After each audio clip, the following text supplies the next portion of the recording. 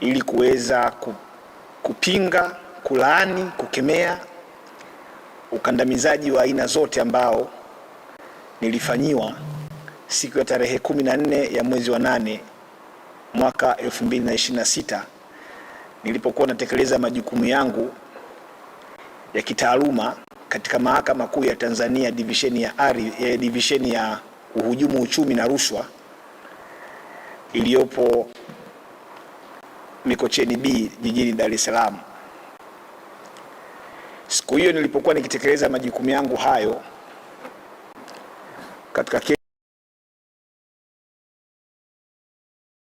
katika kesi ya uhujumu uchumi namba 45/21 mwaka 2026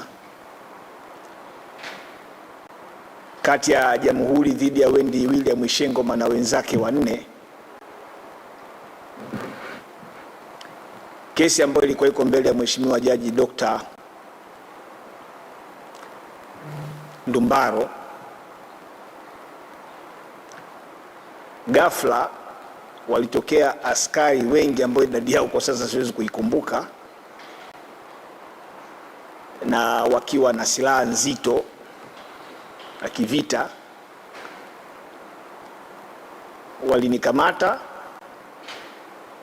baada ya kujitambulisha kwamba wao ni askari wametoka kanda maalum ya Dar es Salaam, na hivyo kunitaka niambatane nao mpaka kwenye ofisi hizo.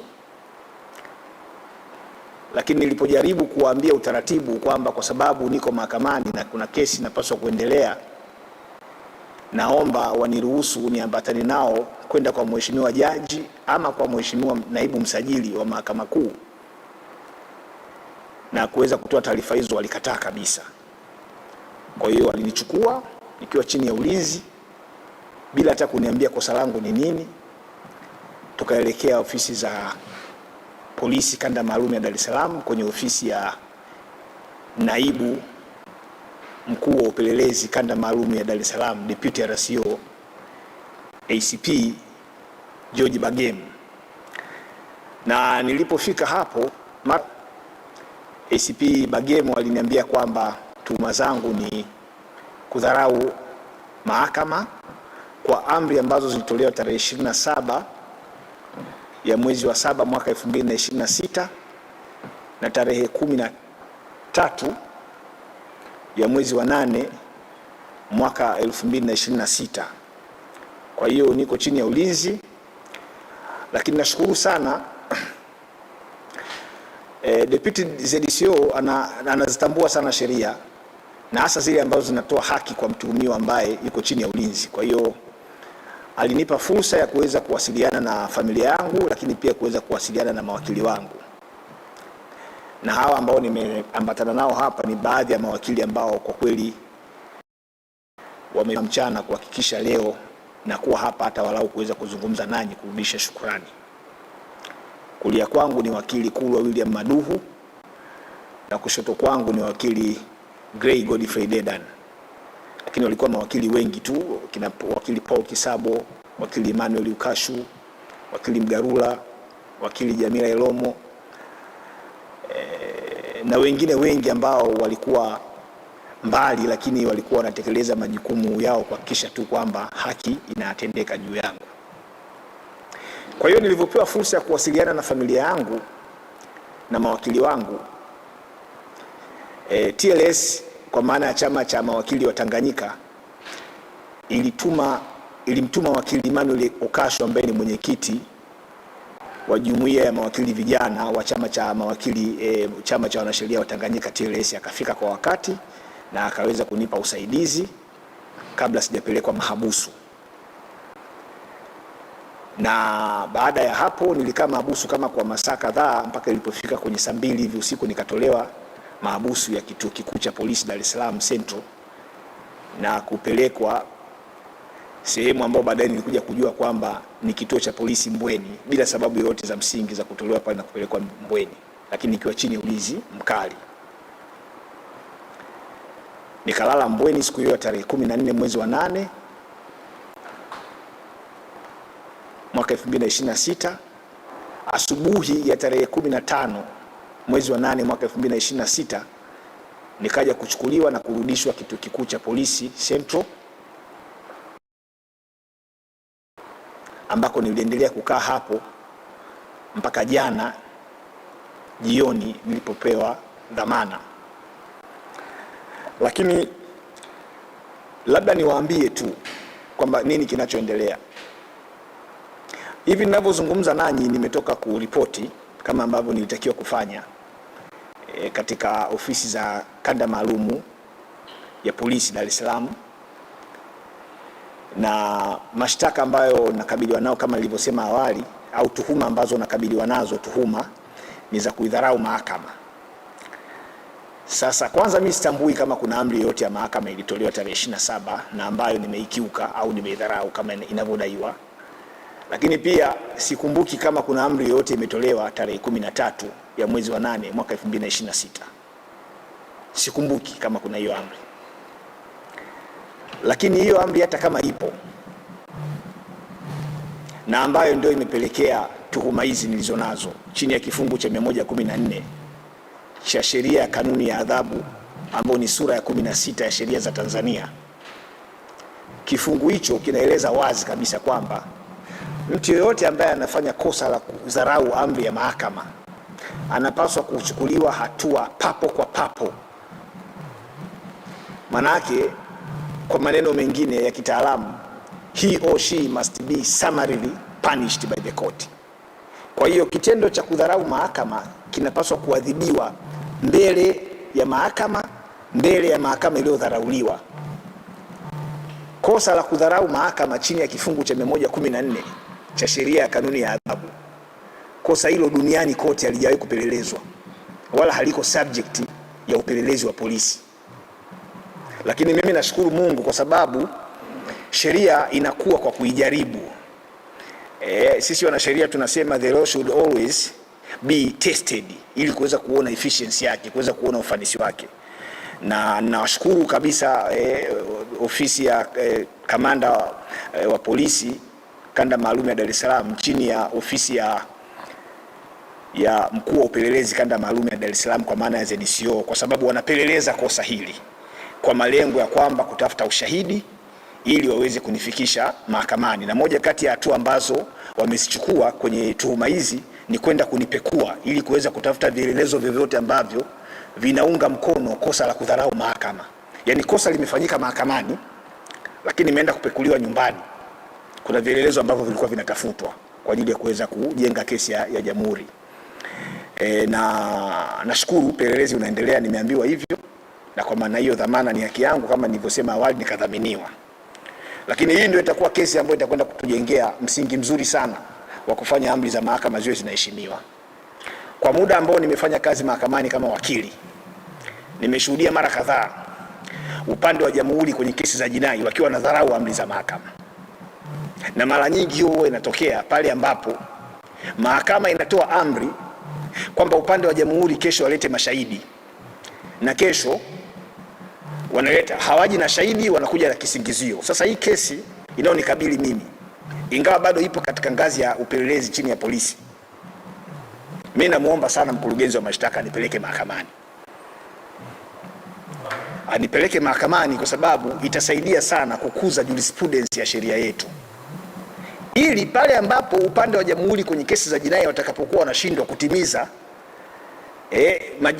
majukumu yao ya kuiheshimu au wajibu wao wa kuiheshimu amri ya mahakama nao wataka walete mashahidi kwenye kesi ambazo wanaambiwa walete, kesi hii itatumika kama precedent. Lakini muhimu hapa kufahamu wa Tanzania ni kwamba mimi sijawahi kumdharau jaji yoyote wala hakimu yoyote. Ndio maana sijawahi kufikishwa hata kwenye kamati ya maadili na kukutwa na hatia. Sijawahi kufanyiwa hivyo. Kwa hiyo kama kuna jaji anasema mimi namdharau, alafu huyo jaji akunichukulia hatua, huyo jaji anapaswa watu wamshangae tu, kwa sababu anao mamlaka ya kisheria ya kuweza kumchukulia hatua, sio tu wakili, lakini mtu yeyote ambaye yuko mahakamani na akaonyesha dharau kwa mahakama. Kwa hiyo hayo mambo mengine yanayosemwa juu yangu kwamba nilidharau mahakama, si kuna majaji sisi nagombana nao, hayo yote ni majungu tu, au ni kama taarabu ambazo zinaimba huko katika kumbi mbalimbali za starehe. Siwezi kumdharau jaji, siwezi kumdharau hakimu, siwezi kumdharau mtu yoyote, kwa sababu natambua mimi kama mwanasheria nina wajibu wa kuheshimu, sio jaji tu, kuheshimu binadamu yoyote ambaye utu na heshima yake umetajwa si tu hata katika katiba na sheria nyingine za nchi, lakini umetajwa hata katika vitabu vya dini ambazo tunaziamini. Kwa hiyo kesi hii ni nzuri sana inaonikabili. Ni kesi nzuri mno ambayo wananchi wanapaswa kuifuatilia kwa karibu sana. Kwanza kuona, je, ni kweli katika macho ya sheria kesi ya kudharau amri ya mahakama huwa inapelelezwa na polisi? Kama polisi wana mamlaka ya kupeleleza kesi ambayo jaji alipaswa kutoa hukumu pale pale baada ya kuona anadharauliwa, polisi wana mamlaka ya kupeleleza kesi hiyo. Na kama wataipeleka mahakamani kesi ya aina hiyo, maana yake ni kwamba anayetakiwa kuja kuthibitisha kwamba kadharauliwa ni jaji ambaye alikuwa mahakamani. Kwa nataka huyo jaji ambaye alisema mimi nimedharau aje mahakamani, ni cross examine, nimfanyie maswali ya dodoso ili aweze kuambia umma wa Tanzania kwamba ni kwa kiwango gani mimi sina adabu mbele ya mahakama. Ndio maana nimesema hii kesi ni kesi ambayo inaweza ikawasaidia hata wanafunzi wanaosoma sheria katika vyuo mbalimbali vya sheria hapa nchini kuweza kujifunza haya mambo. Ninaamini ndio kesi ya kwanza tangu tupate uhuru Tanzania kuweza kutokea kwamba wakili anatuhumiwa kudharau mahakama akiwa ndani ya mahakama kwa sababu wamenukuu amba amri hiyo imetolewa tarehe 27 mwezi wa 7 2026 na amri nyingine ikatolewa tarehe 13 ya mwezi wa 8 mwaka 2026, lakini nikaja kukamatwa tarehe 14 mwezi wa 8 2026 nje ya mahakama, nje ya ukumbi wa mahakama ambako kesi ilipaswa kuendeshwa. Nikaja kukamatwa huko, nakamatwa na polisi. Sasa wakati mwingine wazungu wanasema this is a blessing in disguise, ni baraka inayokuja kinyume nyume, tuweze kujifunza. Lakini kwa mara nyingine ni washukuru polisi kwa namna ambavyo walinikamata, kwa nguvu waliotumia, kwa namna ambavyo nimekaa nao kwa siku hizo 2 au 3 kama sijakosea, na kwa namna ambavyo wanafanya upelelezi wao kwa weledi. Wanafanya upelelezi mzuri kwa weledi, lakini kwa namna ambavyo pia wamenipa haki zangu za msingi. Nimeweza kuwasiliana na familia, nimeweza kuwasiliana na mawakili wangu, lakini hata leo nilipo ripoti, licha ya kwamba nimekaa muda mrefu sana bila sababu za msingi, lakini baadaye walikuja kuniruhusu kwamba ondoka bana, utakuja siku ya Alhamisi. Hayo ni lazima nishukuru, kwa sababu tusiwe ni watu wa kulaumu tu kwa kila jambo. Kuna mambo ambayo ukifanyiwa unatakiwa ushukuru. Yanaweza asiwe na faida leo ukaona kama umefanywa vibaya, lakini yakawa na faida siku zinazokuja, na sio faida kwako tu, faida hata kwa watu wengine. Sisi tunapigania haki, hatupiganii haki za marafiki zetu, haki za wapendwa wetu, tunapigania hata haki za wale wanaotufanyia ubaya. Kwa sababu hata mamlaka ambao watu wanajivuna kuwa nayo leo ni mamlaka ya muda tu. Ni mamlaka ya muda tu. Mamlaka yanapita. Nchi haijaanza leo. Walikuwepo watu walikuwa na mamlaka makubwa, walikuwa wanaonea sana watu, walikuwa wanasimanga watu, walikuwa wanawafanyia watu vibaya, lakini mwisho wa siku waliondoka, kazi yake ofisi, na wakarudi katika jamii, wakaendelea kuwa raia wa kawaida, na baadaye waliwakimbilia wapigania haki kama mimi waweze kuwasaidia pale ambako walikuwa wana matatizo. Mimi sihitaji kupendelewa kwenye swala hili, lakini mimi sihitaji kuonewa. Nitendewe haki. Na kama kuna mtu ananichukia kwa uwezo wangu nilionao mahakamani, sasa hilo ni tatizo lake la binafsi. Kwa sababu mimi kisheria sina mamlaka yoyote ya kulazimisha mtu akashtakiwe mahakamani kwa uongo. Mimi ninao wajibu tu wa kwenda kumwakilisha mshtakiwa mahakamani. Sasa kama kutimiza wajibu wangu wa kiwakili mahakamani kwa weledi, kwa kuzingatia yale nilofundishwa na walimu wangu pale mahakamani, ndio kosa langu, basi mimi niko tayari kukinywa hicho kikombe na kubeba huo msalaba. Mimi naamini mahakamani hatufanyi kesi kwa vitisho. Wala siamini kwamba haki mahakamani pale inaweza kupatikana kwa kumtishia mtu bunduki. Siamini hivyo. Mahakamani is a battle legal field ambako tunakwenda kushindana kwa hoja za kisheria kwa lengo la kuisaidia mahakama iweze kutenda haki. Lakini ndugu zangu,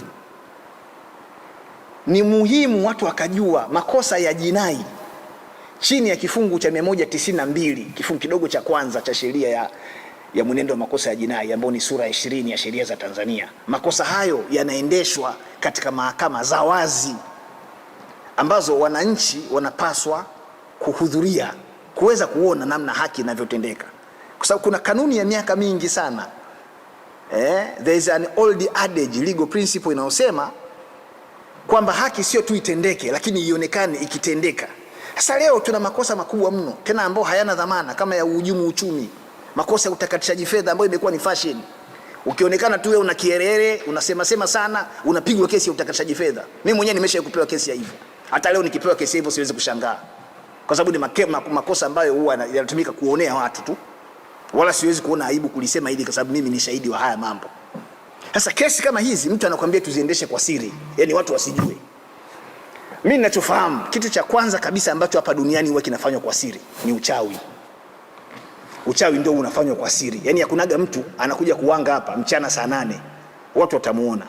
Lakini kama tunakwenda mahakamani kwa ajili ya kutafuta haki kwa pande zote zinazohusika pale mahakamani, haki lazima ionekane. Halafu ikishaonekana inatakiwa kutendeka. Leo hii kama utaratibu wa kuwakamata mawakili wakiwa mahakamani kwenye majukumu yao utaendekezwa, utapewa baraka zote, itaonekana kama ndio utamaduni, sidhani kama kuna wakili mwingine yeyote atakuwa na uhakika wa usalama wake kwenda mahakamani kutimiza majukumu yake ya kiwakili. Kwa hiyo haya mambo inawezekana watu wanayafanya kwa lengo la kumkomoa Madeleka, kitu ambacho ni kizuri kwa upande wao kwa sasa, lakini wakumbuke tu hii Tanzania haishi Madeleka peke yake, na haya mambo yanabaki kwenye rekodi, yanabaki kwenye kumbukumbu. Walikuwepo wengi tu waliokuwa na tabia za hivyo. Mimi ninachofahamu, siku moja hapa duniani nitaondoka, nitakufa, nitaondoka, kama ambavyo mtu yoyote atakufa ataondoka, kama ambavyo nilizaliwa siku moja nitakufa siku moja. Lakini ni jambo la kushangaza sana, yani kutumia mamlaka kumtisha mtu kwa vitu ambavyo havina maana kwa sababu tu una mamlaka. Mimi nasema hivi, kama mtu ananichukia mimi kwa ajili ya kutetea haki za watu, anapoteza muda. Mimi siwezi kuacha kutetea watu, siwezi. Huo ni wajibu wangu ambao ninadhani ni wajibu wa kitume nitakao kwenda kuulizwa siku kwa Mungu siku nitakapoondoka kwenye dunia hii. Lakini ninachokitaka ni kwamba niendelee kuishi siku nikifa. Mimi siwezi kuwa nimezaliwa nikaishi alafu nikaondoka. Hakuna kitu chochote ambacho nimekiacha kama alama kwenye maisha ya watu wengine. Kwa hiyo wito wangu tu ni kwamba Watanzania waendelee kufuatilia swala hili la kukamatwa kwangu na kupewa kesi ya kinachoitwa kudharau mahakama. Sijawahi kudharau mahakama.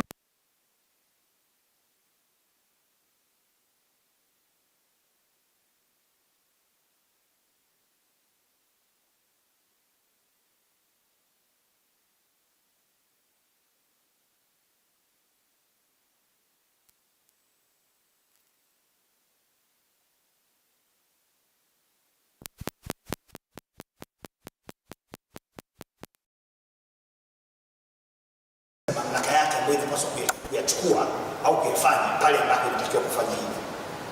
Kuna mifano mingi tu ambayo mahakama imeweza kuchukua hatua za papo kwa papo pale ambapo inaonekana kuna wakili au mtu mwingine amekwenda kinyume na sheria.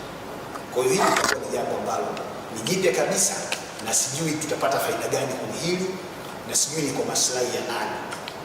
Kama kuna kesi inamhusu mtu yeyote, awe ni wengi awe ni nani, sisi tunachotaka atendewe haki, na kama hana kosa aachiwe. Kuna shida gani? Hii mambo ya lazimisha mambo tuyatengeneza bad precedent kabisa kwenye mahakama zetu, na hasa katika ngazi ya mahakama kuu.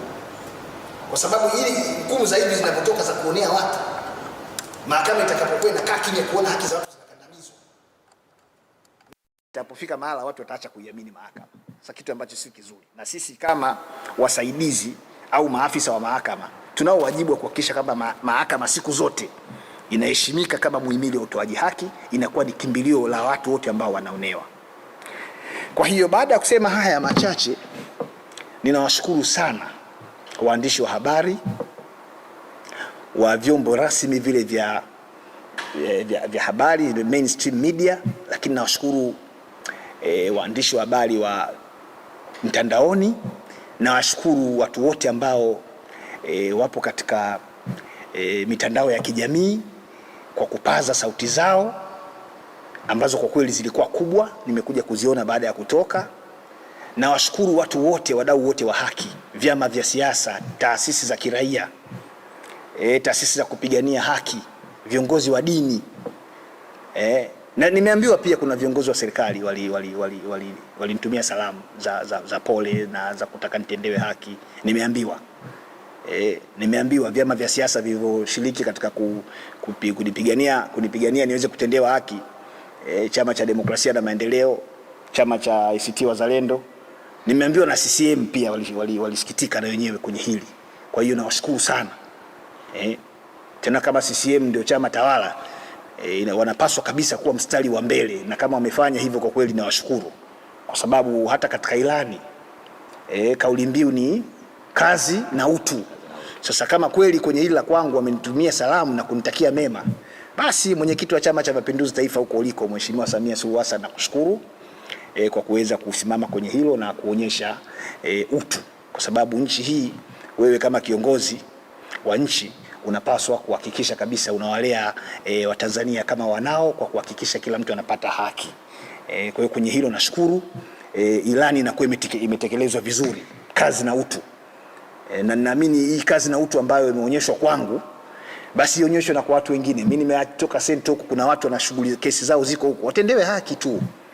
Na sheria inasema kwa mfano kila mkuu wa kituo cha polisi popote pale alipo anao wajibu wa kupeleka orodha ya watuhumiwa wanaowashikilia kwenye mahabusu yake ndani ya masaa 24 kwa hakimu mkazi wa wilaya au hakimu mkazi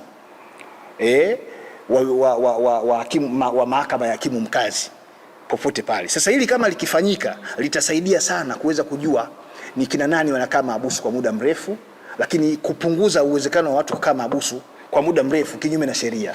Mahakimu, natoa wito kwa mahakimu wafawidhi wa wilaya na mahakimu wafawidhi wa mikoa waende wadimandi kupelekewa orodha za watu wanaokaa mahabusu. Wao wanayo mamlaka hayo kisheria kujua ni watu wangapi wamekaa mahabusu na kwa nini wanakaa mahabusu kinyume cha sheria. Hayo yote yakifanyika, hiyo kazi na utu ambayo tunaihubiri hapa itakuwa na maana sana kwa ajili ya Watanzania. Kwa sababu kazi na utu, hata kama ni ilani ya CCM, lakini si ndio inayotekelezwa. Kwa hiyo matunda ya utekelezaji wa ilani kama yatafanyika kwa ufanisi zaidi, anayefaidika ni Mtanzania, awe ni wa CCM au sio wa CCM, lakini matunda ya hiyo kazi na utu yanatufaidisha sisi wote. Kwa hiyo baada ya kusema hayo, niwaachie na mawakili wenzangu mawakili wangu ambao walishiriki katika kunisaidia kwa namna moja ama nyingine, na wenyewe waweze kutoa neno kwa Watanzania ambao wanatufuatilia kama shukurani, lakini pia kama kuna changamoto yoyote ambayo pengine wangetaka kuitoa kwa mamlaka ili basi iweze kufanyiwa kazi. Baada ya kusema hayo, ndugu zangu, nashukuru sana kwa kunisikiliza. Karibu wakili Madu. Asante. Asante sana. Ndugu waandishi, nafikiri kwa ufupi sana mimi niseme kwamba kama alivyosema wakili Madereka, mteja wetu, kwamba tulikuwa tangu tarehe hiyo 14 ambayo alikamatwa, tulikuwa tukishinda Central pale make sure kwamba wakili Madereka anapata haki yake inayostahili kwa mujibu wa katiba na kwa mujibu wa sheria za nchi yetu. Na tangu hiyo Ijumaa tumekuwa tukifanya follow up na maafisa